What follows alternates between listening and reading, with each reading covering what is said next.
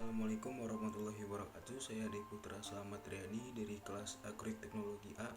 Di sini saya akan membuat video mengenai evaluasi agroekosistem, praktikum manajemen agroekosistem aspek tanah. Pada praktikum manajemen agroekosistem aspek tanah akan dilakukan pengamatan pada 4 macam agroekosistem. Yang pertama monokultur, polikultur, urban farming, dan agroforestry. Indikator pertama yang diamati adalah ketebalan serasa. Ketebalan serasa merupakan bahan dasar dalam proses pembusukan menurut Dwi Astuti dan Puspitasari pada tahun 2016.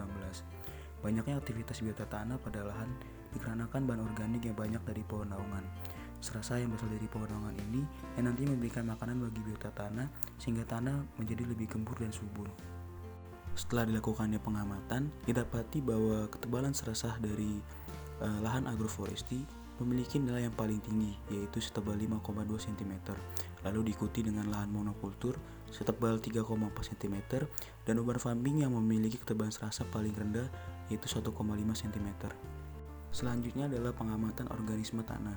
Organisme tanah atau disebut juga biota tanah merupakan semua makhluk hidup baik hewan atau fauna maupun tumbuhan flora yang seluruh atau sebagian dari fase hidupnya berada di dalam sistem tanah. Pada umumnya, organisme tanah berada pada lapisan tanah bagian atas, kurang lebih 10 cm di bawah permukaan tanah.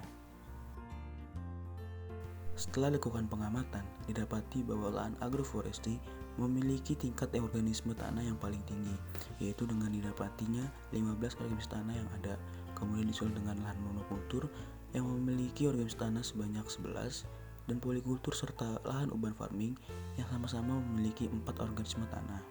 Selanjutnya adalah pengamatan berat isi tanah. Berat isi merupakan petunjuk kepadatan tanah, di mana semakin padat suatu tanah, maka semakin tinggi berat isinya, yang berarti semakin sulit meneruskan air atau ditembus oleh akar tanaman, serta memiliki porositas yang rendah, sehingga pertumbuhan benih dan percambahan juga akan semakin sulit. Dari hasil pengamatan yang dilakukan, didapati bahwa lahan urban farming memiliki berat isi yang paling tinggi dibanding lahan lainnya dengan berat isi sebesar 1, lalu diikuti dengan lahan polikultur yang memiliki berat isi sebesar 0,85, dan yang terendah adalah lahan agroforestry dengan berat isi 0,758. Selanjutnya adalah pengamatan defisiensi unsur hara. Defisiensi unsur hara adalah tanda-tanda yang diperlihatkan oleh tanaman sebagai akibat kekurangan salah satu atau lebih unsur hara. Dari data yang diperoleh setelah pengamatan, didapati bahwa lahan agroforestry memiliki kekurangan unsur hara nitrogen pada sampel keempat. Lalu hal ini juga terjadi pada lahan monokultur, di mana pada lahan tersebut terjadi kekurangan unsur hara nitrogen. Kemudian di lahan urban farming terjadi defisiensi unsur hara, kekurangan unsur nitrogen dan unsur fosfor. Sedangkan pada lahan polikultur tidak didapati adanya defisiensi unsur hara.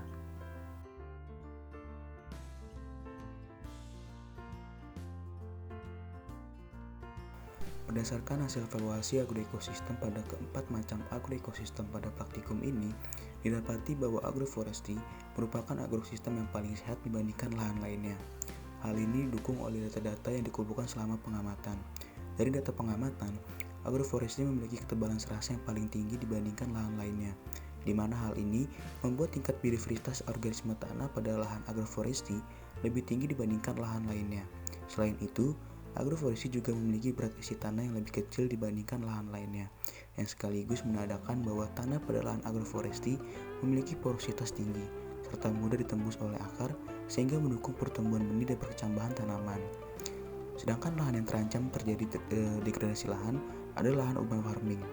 Berdasarkan hasil data pengamatan, lahan ini memiliki ketebalan serasa dan tingkat biodiversitas organisme tanah yang paling rendah, sekaligus mempunyai berat isi yang paling tinggi. Solusi yang dapat ditawarkan untuk lahan urban farming adalah dengan menerapkan pertanian organik, penambahan bahan organik tanah, dan tanaman penutup untuk menambah pasokan serasa pada tanah, dan juga menggunakan rotasi tanaman untuk memulihkan kesuburan tanah. Selain itu, perlu diperhatikan lagi terkait pengolahan lahannya. Pemilihan pengolahan lahan yang salah justru akan membuat peluang terjadi degradasi pada lahan ini semakin besar.